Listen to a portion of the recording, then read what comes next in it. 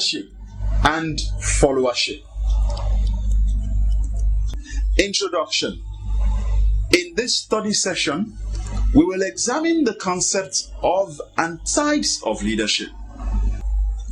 We will also discuss the characteristics of good leadership and how leaders and followers should work together to ensure that there is progress and development in the society. Learning outcomes.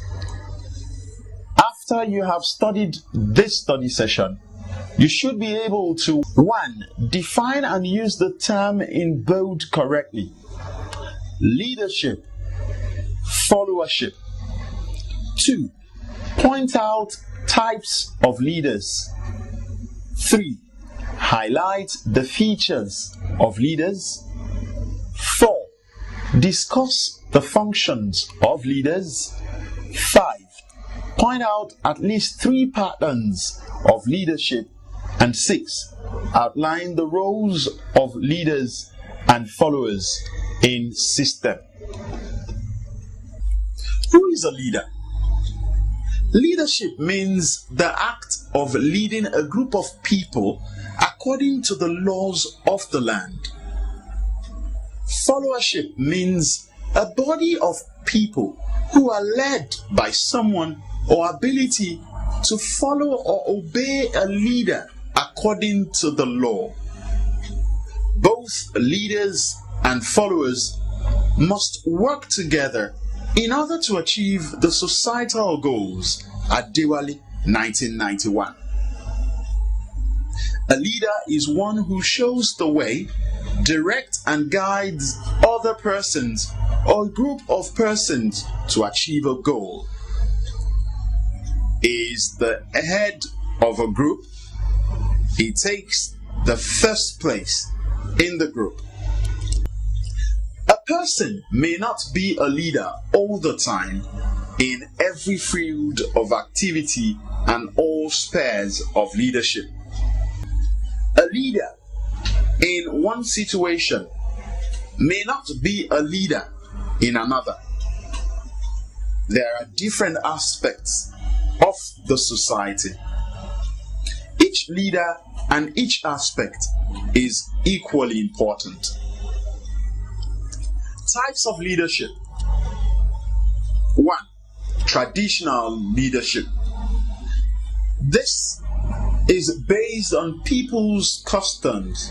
For example, traditional rulers such as obas, obis, emirs, etc. 2. Personal qualities. Leadership based on personal qualities. This kind of leaders believes they have a rare quality, divine appeal and talents. They are believed to have some outstanding personalities and appeal. Amadike, 1989.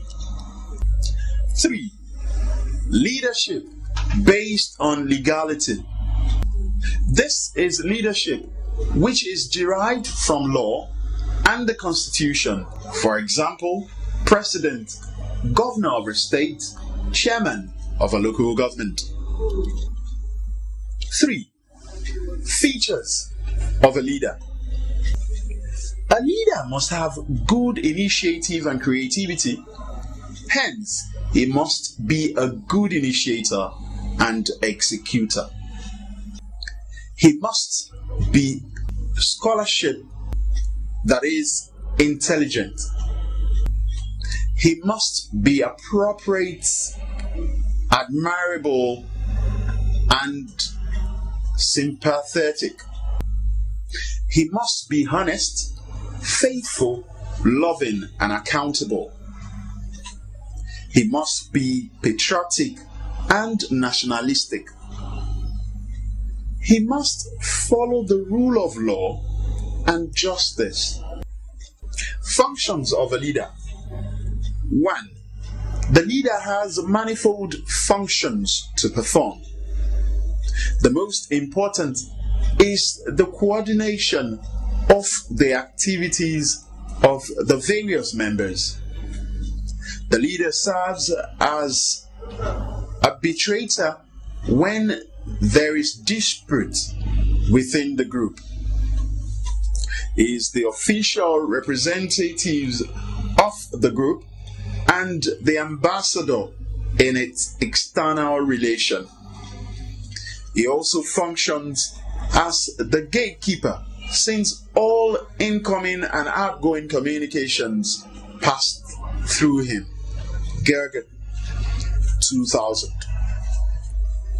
2.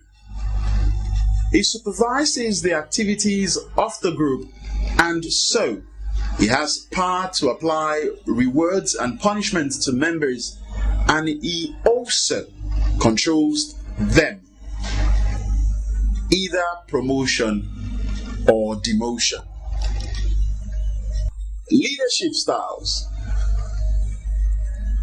Leadership style refers to the kind of leadership pattern peculiar to and used by the constituted authority. The most common leadership styles are A. Autocratic, B. Democratic, C. Laissez-faire, D. Transactional, E. Pseudo-democratic. Democratic leadership style. People are given the opportunity to participate in the running of the affairs of the group. The leaders are the choice of the consent of the people. Autocratic leadership style. This is often referred to as dictatorial leadership style. The leader wields absolute powers and is egoistic, self-centered, and greedy.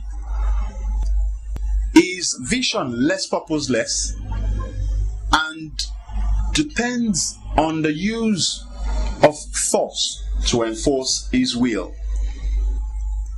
Laissez-faire leadership style.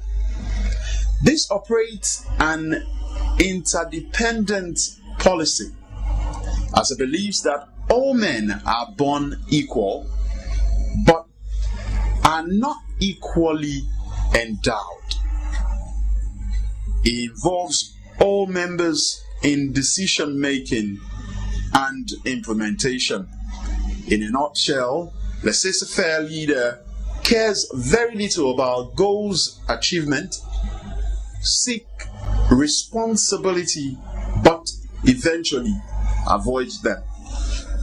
Implication of a leadership and followership roles in a society. In any social group, there is the need for leadership and followership position to be clearly stated. However, the implication is that both the leader and followers must cooperate with each other.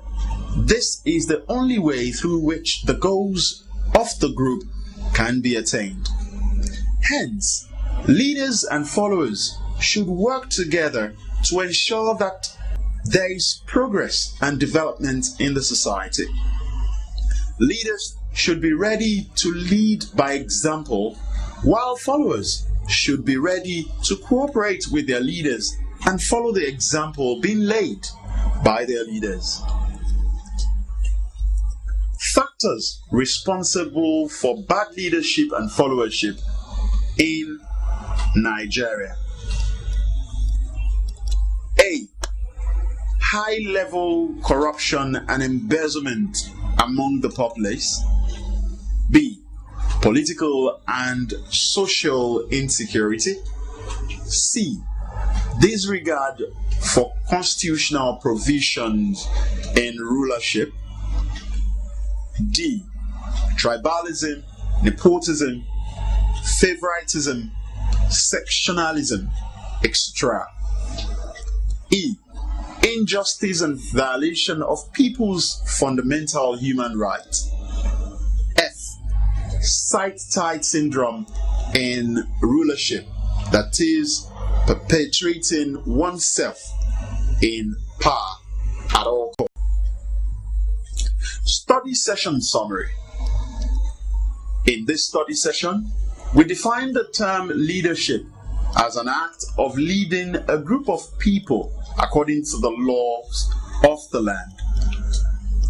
Followership means a body of people who are led by someone or ability to follow or obey a leader according to the law. We enumerated different types of leadership as traditional, personal qualities, and leadership based on legality. We also discussed that a leader must have good initiative and creativity, hence he must be a good initiator and executor. Democratic leaders give people the opportunity to participate in the running of the affairs of the group. In any social group, leader and followers' position are normally created. The implication is that both the leader and followers must cooperate with each other. This is the only way through which the goals of that group can be attained. Leaders should be ready to lead by example, while followers should be ready to cooperate with their leaders. That ends study session 8, which completes the lecture SOW103 Community Development. Thanks for listening.